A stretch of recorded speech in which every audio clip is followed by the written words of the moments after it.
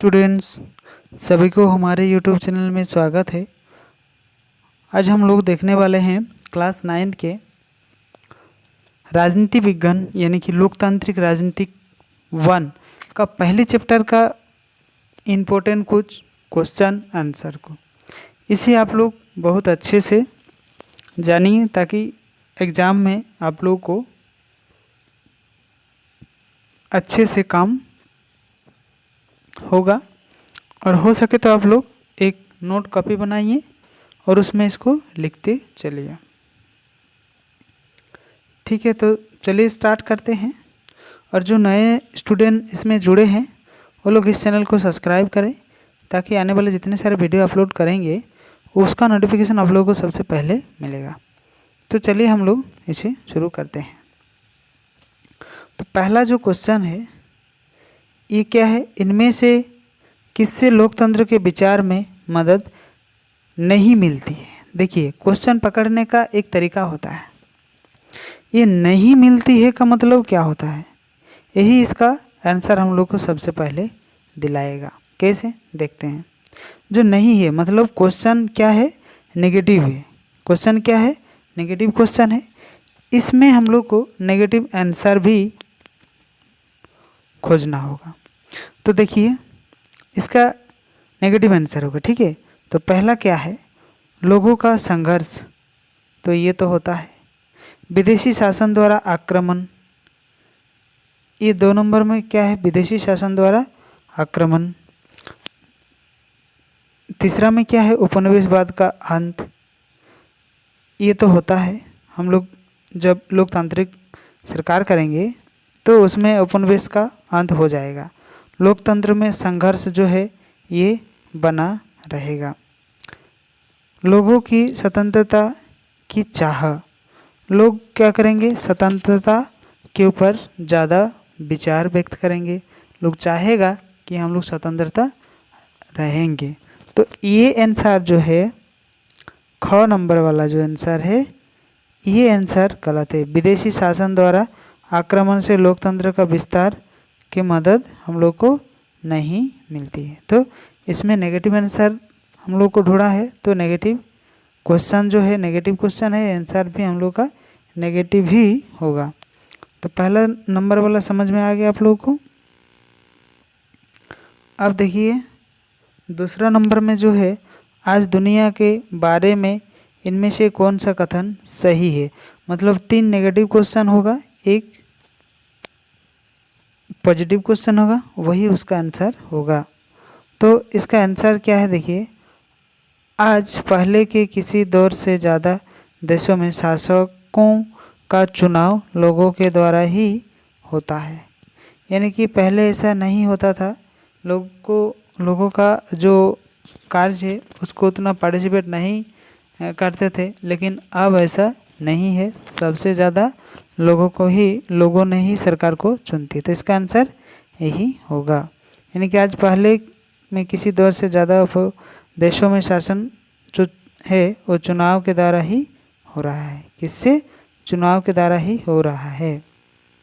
अभी देखिए तीसरा नंबर का क्वेश्चन है, निम्नलिखित वाक्यांशों में से किसी एक का चुनाव करके इस वाक्य को पूरा कीजिए। मतलब इस वाक्य जो है, ये वाक्य जो है इसको पूरा करना है।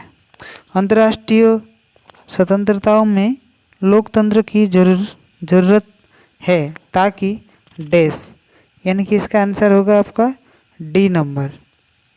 कौन सा होगा, डी। दुनिया के सभी देशों के साथ समान व्यवहार हो, सभी के साथ समान व्यवहार होना चाहिए। अगर इस तरह से समान व्यवहार हम लोग नहीं करेंगे तो हम लोग का बहुत नुकसान हो सकता है, इसीलिए समान व्यवहार करना चाहिए।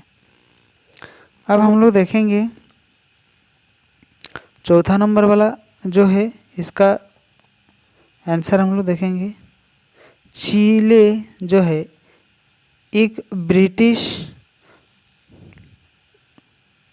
औपनिवेशिक शासन से आज़ादी, यानी कि क हम लोग का कौन सा होगा, 2 नंबर वाला। क क्या होगा, 2 होगा। ख नंबर नेपाल जो कि राजाओं ने अपने अधिकार छोड़ने की सहमति दी। ये हो गया आपका ख में 4 हो गया, ठीक है। ख में आप लोगों का 4 हो गया। और ग में पोलैंड जो तीसरे नंबर में है, एक दल के शासन का अंत हो गया पोलैंड में। घाना में क्या हुआ, घाना में 1 नंबर वाला होगा, 1 नंबर वाला घाना में, यानी कि ब्रिटिश औपनिवेशिक शासन से आज़ादी हम लोग को मिलना चाहिए।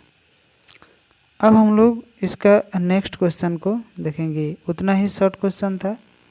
अब हम लोग देखेंगे इसका एक बड़ा लॉन्ग क्वेश्चन देखेंगे।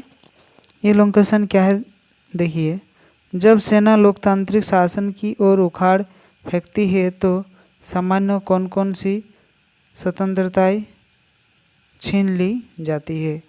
अभिव्यक्ति की स्वतंत्रता, सैनिक शासन में किसी को भी सरकार के विरोध में बोलने की आज़ादी नहीं मिली। दूरदर्शन, रेडियो तथा समाचार पत्रों जैसे संचारों के माध्यम से सैनिक अधिकार का अधिकार जो है ये होता है। कोई भी व्यक्ति अपने विचार को अभिव्यक्त नहीं कर सकता। देश के शासन उसकी इच्छानुसार चलता है। यानी कि अभिव्यक्त और स्वतंत्रता जो है ये हम लोग इस तरह से करते हैं। अब हम लोग देखेंगे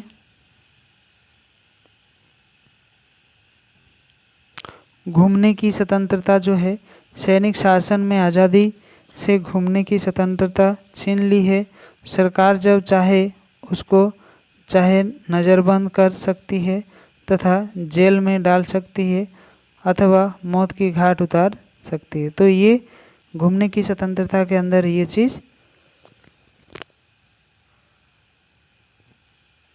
रखा गया था। अब हम लोग देखेंगे संपत्ति की स्वतंत्रता। तो इसमें सैन्य अधिकार किसी अमीर व्यापारी, उद्योगपति तथा पूंजीपति की निजी संपत्ति पर अधिकार कर सकती है। सब कुछ सरकार का होता है। वह अपने समर्थकों को सरेआम लाभ पहुंचा सकती है।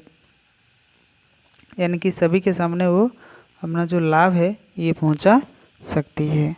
अब हम लोग देखेंगे गठबंधन बनाने की स्वतंत्रता। क्या है? गठबंधन बनाने की स्वतंत्रता। कोई भी व्यक्ति सैनिक सरकार के विरोधी के अंतर संगठन या दल नहीं बना सकता। थोड़ी सी सरकार विरोधी गतिविधि से भी उसे जेल पहुंचा सकती है।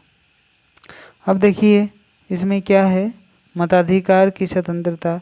लोगों को किसी भी प्रकार के चुनावों में भाग लेने की स्वतंत्रता नहीं होती है। यदि चुनाव के परिणाम में सैनिक सरकार के खिलाफ में हो तो सरकार उन्हें नहीं मानती कि उन्हें सैनिक तानाशाह राष्ट्रपति की ही मनचाही चलती है और चुनावों का जो प्रक्रिया है, मात्रा है, ये हम लोग को दिखते रहता है। तो जो नए स्टूडेंट इसमें जुड़े हैं वो इस चैनल को सब्सक्राइब कर ले ताकि आने वाले जितने सारे वीडियो अपलोड होगा उसका नोटिफिकेशन आपको मिलता रहेगा। तो आज के लिए इतना ही, बस सभी को थैंक यू।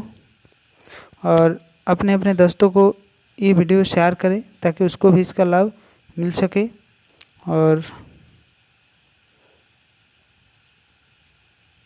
चलिए आज के लिए बस इतना ही। सभी को बहुत बहुत धन्यवाद।